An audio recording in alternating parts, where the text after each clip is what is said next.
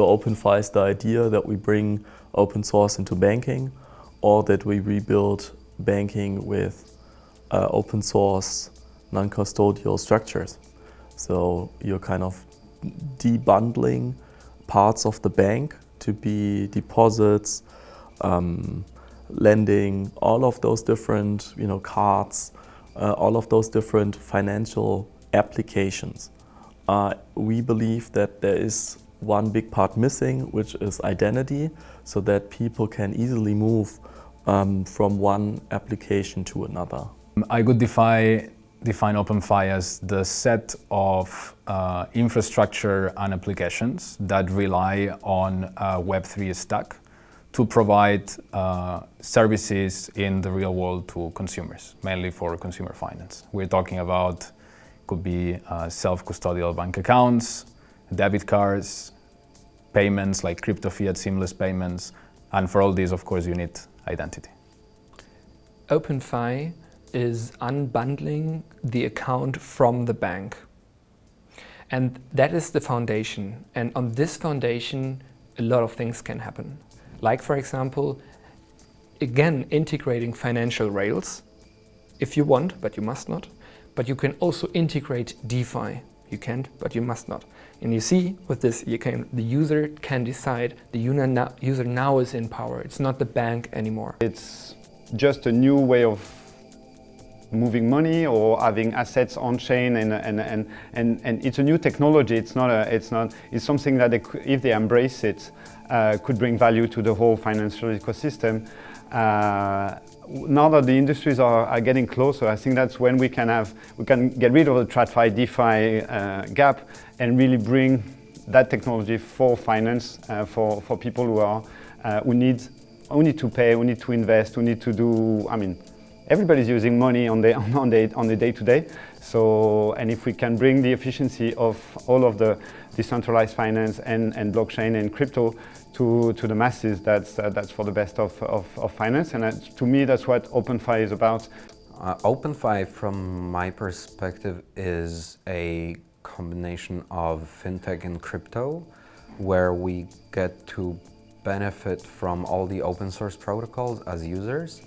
And are able to build a complete product suite or product stack out of the things that we've already developed as an industry over the years. And what this means essentially is that we are en route to open source banking, that we are en route to open finance. Open finance is about bringing the functionality that is unlocked by having decentralized infrastructure, right? So we've been building it out for like the past 15 years, and now is really the time to push it to the consumer, bring this functionality and bring this modular stack together, something that hasn't happened so far.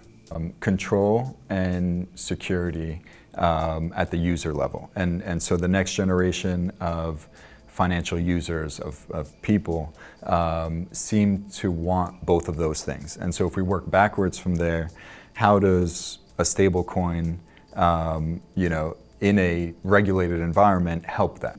Things that people would use for financial applications day to day that are like already quite well served by a lot of centralized traditional applications, and some of which could be improved, enhanced by putting them on chain. And that's what I call OpenFi. A lot of people are focusing on putting the user back in control and having them have access to their money at all times and however they want and take it anywhere they want. Sure thing, but at the end of the day, money is issued by the state. If we're talking about stablecoin, doesn't make that much sense to us. A lot more meaningful, I think, is that ability to have your money do more for you. So, for example, it's sitting on your bank account right now. Maybe it's earning, 3%. And that's fine, but maybe it could do a lot more, even in a flexible way. OpenFi is opening up the walled gardens of traditional finance and combining it with DeFi, which is an open permission-free finance.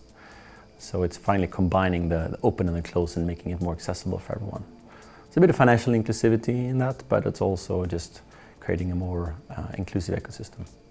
You have the power of decentralized finance primitives, which truly can be sort of at the beck and call of the sovereign individual, but you're coupling them with the movements around kind of open finance, embedded finance, banking as a service, all of these different components, and you're integrating them in a pragmatic way that reflects that it's hard to solve the cold start problem for any startup, but solving it when you have not just decades but hundreds of years of institutionalized, brand and and money and literally and so forth at stake, is particularly hard. So it's better to try and meet in the middle, find pragmatic solutions to real problems today, and I think OpenFi reflects that.